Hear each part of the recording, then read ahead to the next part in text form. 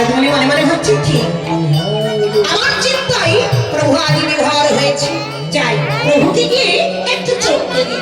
তাই নারদমণি চলেছিল আমার গোবিন্দের কাছে। হরিবল হরিবল।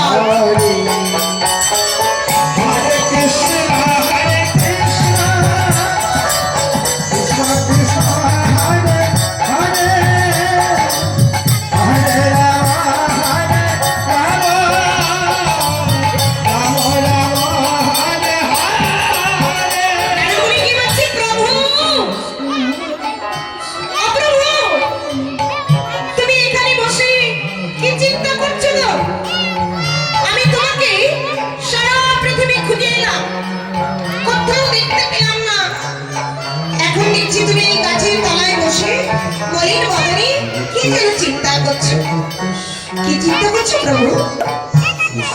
গোবিন্দ বললেন নারু তুমি শুনলে রেখে চিন্তা করছো, তবে শোনো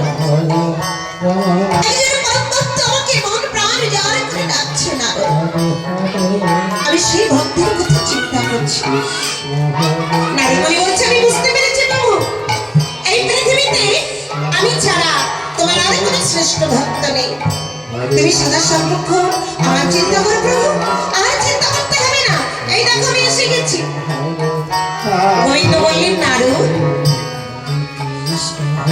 তুমি একমাত্র আমার ভক্ত নাও, তোমার থেকে বড় ভক্ত আমার আছে নারু, যারা সদা সর্বক্ষণ নয়নের জলে মুখ্য ভাসে হা গোবিন্দ বলে কাঁদে।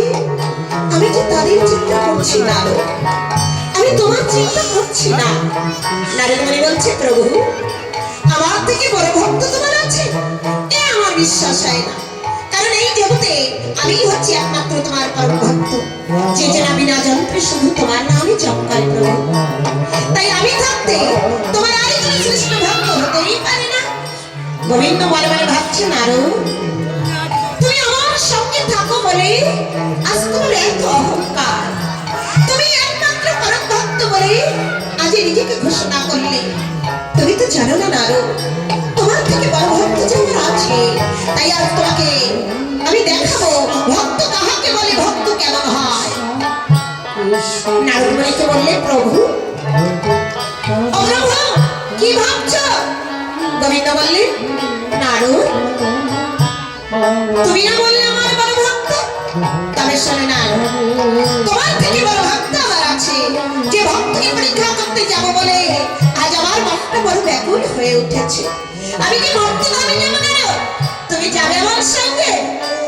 নারদমণি বললে কি বললে প্রভু তুমি মর্ত ধামে যাবে? বলে হ্যাঁ নারু আমি মর্ত ধামে যাব ভক্তকে পরীক্ষা করবার জন্য, তুমি যাবে আমার সঙ্গে? নারদমণি বললে শোনো প্রভু আমি শুনেছি মর্ত ধামে যারা বাস করে তারা কেউ ভালো নেই, ওই মর্ত ধামে শুধু লোক সব যারা জননীতি কোথায় সেখানে বলে কোনো ভক্ত থাকতে পারে প্রভু? সেখানে কোনো ভক্ত নেই, তাই আমি বলি কি তোমাকে মর্ত ধামে যেতে হবে না। গোবিন্দ বললেন নারু একজন ভক্ত নয়নের জলে দিয়ে আমার রাঙা চরণ ধৌত করে ডাকছে, আর আমি যাব না তা কখনো হয়? তবে শোনো নারু আমি যে ভক্তের কাছে যাব তুমি কি যাবে আমার সঙ্গে?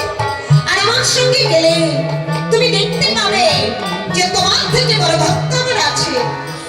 নারদমণি মনে মনে ভাবলেন আমার থেকে এমন কি বড় ভক্ত যার কারণে আজ গোবিন্দের মনটা বড় ব্যাকুল হয়ে উঠেছে।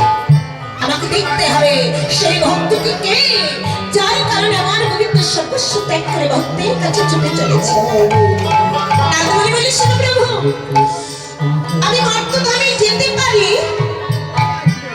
তবে হ্যাঁ আমার যখন ক্ষুধা পাবে তুমি আমার সেবা করাবে, আমার যখন জল তেষ্টা পাবে তুমি আমায় জল সেবা করাবে। বলে না প্রভু করাবে তো? তুমি তো ভালোই জানো আমি কষ্ট একদম সইতে পারি না, আর ক্ষুধার জল তো নয়। গোবিন্দ বললেন নারু তুমি আমার সঙ্গে যাবে, আর আমি কি তোমাকে কষ্ট দিতে পারি বলো? তোমার সকল দায়িত্ব আমার, তোমার কোনো কষ্ট হবে না।